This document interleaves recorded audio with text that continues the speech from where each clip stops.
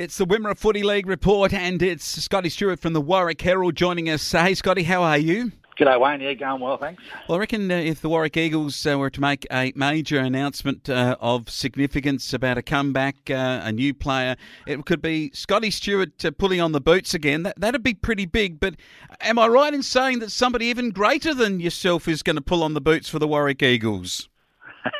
Yeah, much greater there, I'd imagine there, Wayne, and you're right, there'll be no chance of S. Stewart pulling any footy boots on ever again. So, yeah, the big announcement that's comes out during the week is about the Jason Ackermanis game against Thorpe in a couple of weeks. Yeah, it'll be a massive day for the club.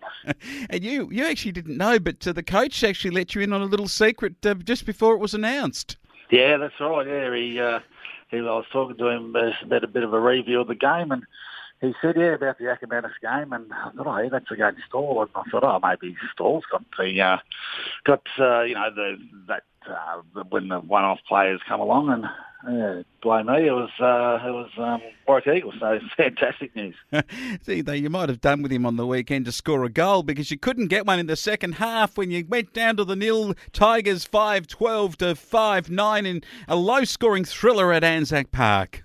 Yeah, I reckon an Ackermanis sitting in the forward pocket might have helped the Eagles out that day because, they just couldn't score. Couldn't score the major that they needed. It was a game built on defence from both teams, really. The Nil boys, they defended so hard all day and to keep it aside to goalless in the second half and come away with a 3-point win. It was massive, their first win for the season, and they would have celebrated pretty hard. But Warrack Eagles pretty disappointed in their not their effort. They always put in the big effort, but just not being able to make the most of those forward entries and get that vital goal, a couple of goals that they needed to win the game. But anyway, one that probably let slip, but we'll get it to Mill boys. They got their first win on the board. They did. And what about this? The Store Warriors. Last week we mentioned they'd had 4 games prior to last week. That means they've had now 5 games.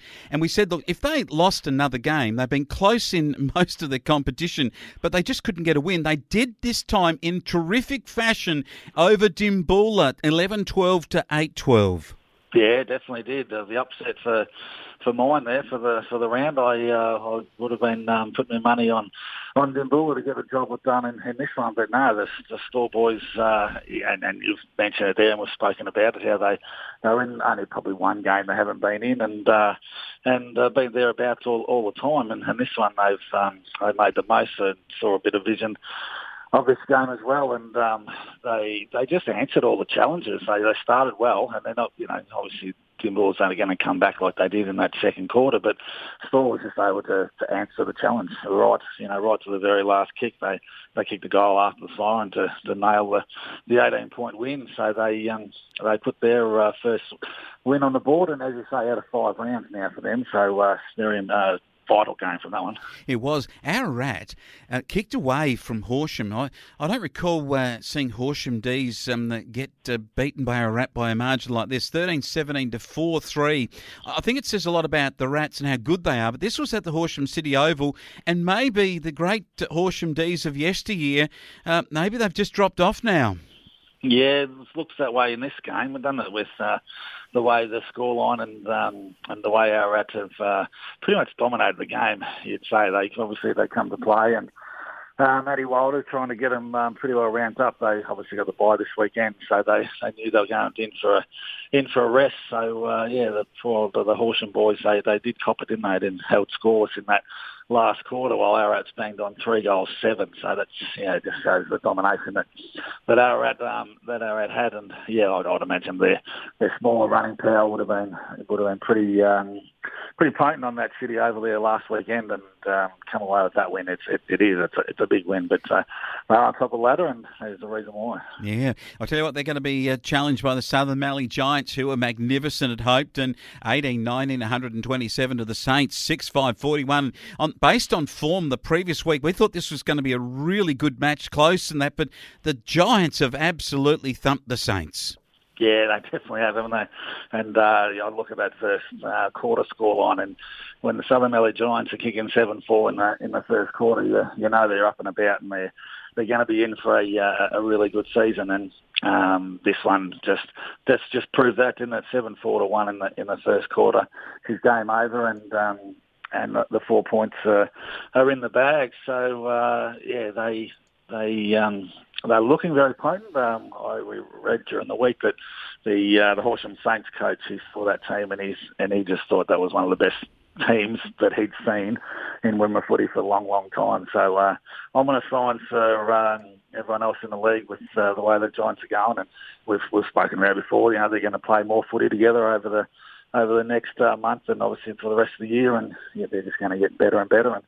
And they'll be challenging for that top spot with our one in the near future, especially when those two teams meet. It'll be a great game, that one. So, Giants are up and about. Yeah, they certainly are. Just take you to the under-17s. Now, a great match between your Warrack Eagles, 10-3-63 to the nil. Tigers, 9-4-58. A kid from Nil kicked 6 goals. Jackson Crooks, pretty good. On your side, Cooper Preston with 3 and Louis Thompson. Some good players. And isn't it great to see a 17s game that is right down to the wire like that one was? Exactly. Yeah, you don't see it every week, do you? But that one was definitely a close game right to the end. And I think from more reports, I didn't get to see the end of this game. But the Warrack Eagles boys kicked a couple of vital ones in that last quarter to get them over the line and put their first one on the board. But as you say, the win's fair enough. But a good close battle in under 17s footy. That's always what you ask for. And the parents and the crowd that are in attendance for that, they would have loved it, both sides. Maybe not the nil parents in the end, but all of them would have been, good to see that. Yeah, great to see it. Hayden Polak kicked 4 and young Charlie Martin 3 in the Warrack Eagles Mercy rule win over the new Tigers 10-5 to no score. So good stuff there from those two kids also. Let's have a look at this week's games, and it is a massive round. We've already had one of the games. That was the Easter match between Ararat and Stawell, won by the Rats 9-19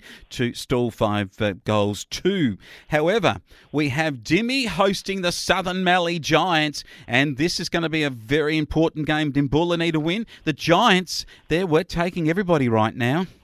Yeah, they definitely are, and you'd think, the Giants were going to into this game as favourite after last week's winning and losing form on both sides, but